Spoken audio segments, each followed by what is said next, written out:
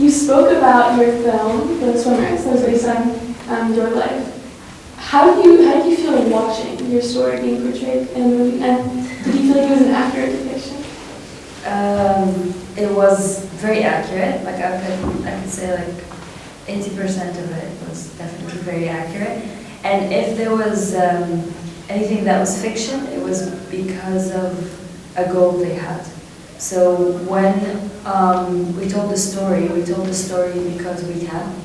Because a lot of refugees around the world can't tell their stories, or people don't believe them, because the stories are pretty harsh, right? Like, even when I watched the film, The Swimmers, I was like, I wouldn't believe me, you know, it's crazy. So when I was watching it, first of all, the thing that went through my mind is that, you know, real life stories usually are told when the people are very old or dead. So I was like, oh my god, I'm 25. What do you mean? I have a movie about my life. And then when I was watching it, I was holding my sister's hand, my older one, and we were in the cinema with my coach, the producer, and the director, and like she was sitting behind us, and we were like crying, laughing, and then turning to her and saying, "Oh my God, that happened!"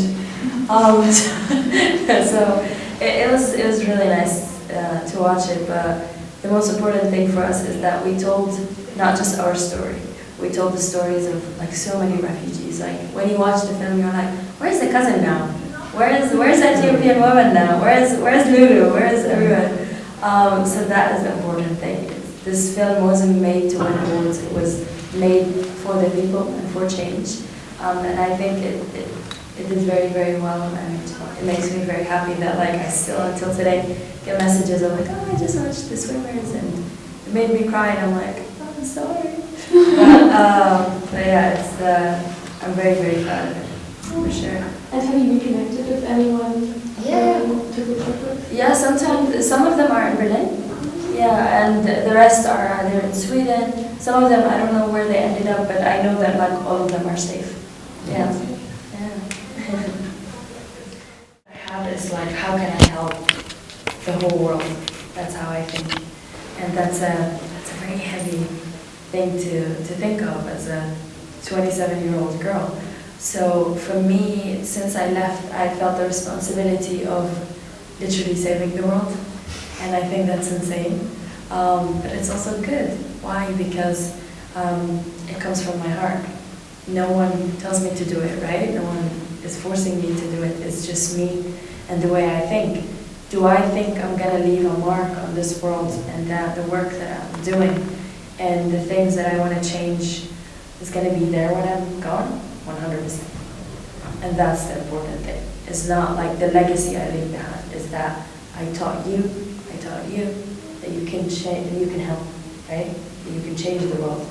Small, right? But if you change something like in a 1% every day, in the end of the year, it's insane, right? So for me, survival guilt is definitely not about like me being okay, but it's just about how can I help people in Palestine, people in Syria, people in Sudan.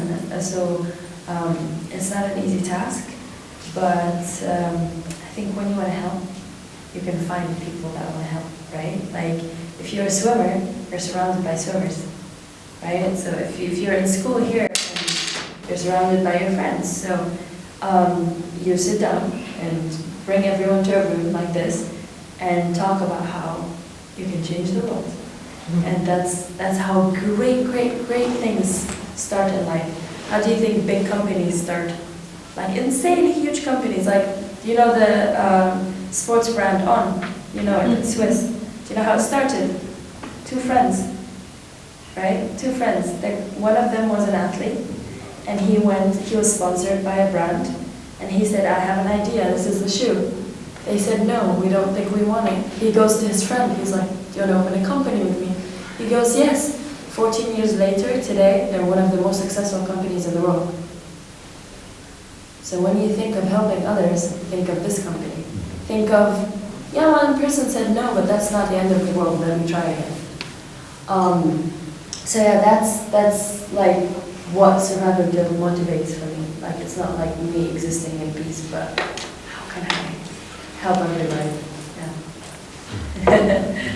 And moving forward, I mean, I think it is safe to say that we are quite literally currently at a crossroad of peace. What are your goals for the future, considering you have retired, from your swimming career, and do you have any exciting projects coming up that you would like to share?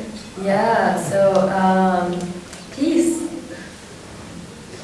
So what can I say about that? I think peace is important, and you can find peace in the smallest things in life, whether that's going on a walk in the woods or being with your family. I think it's a scary time in the world. I think you're all grown-ups and understand what's happening.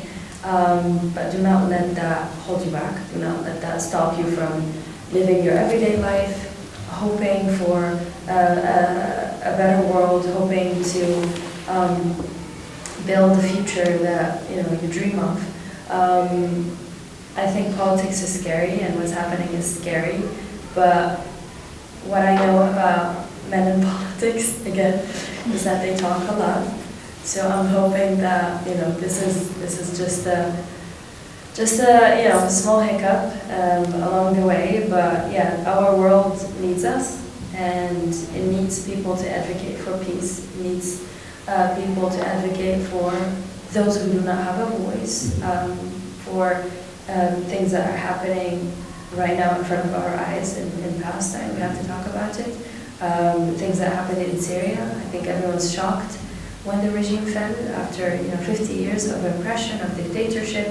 Even I, in my position and being an advocate, I couldn't speak about it because my family would be in danger. So it is very, very important to remember to be brave and remember that the world is not going to hand over anything to you without working very, very hard.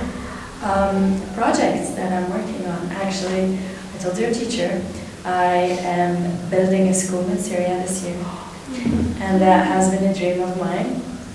So that's happening hopefully this year. And I'm working on a documentary that's gonna show what's happening in Europe against refugees, my visit to Syria, and yeah. To me, I'd rather wake up every day and talk to politicians every day and advocate for refugees every day than taking the journey again. It's very traumatizing. I was 17 years old when I took the journey. As I mentioned, you cross 7 countries. You are not always treated nicely. You're treated as a criminal crossing. You are sleeping in a sleeping bag for 25 days, for me at least. And it was just very inhumane, and I don't want to live that again.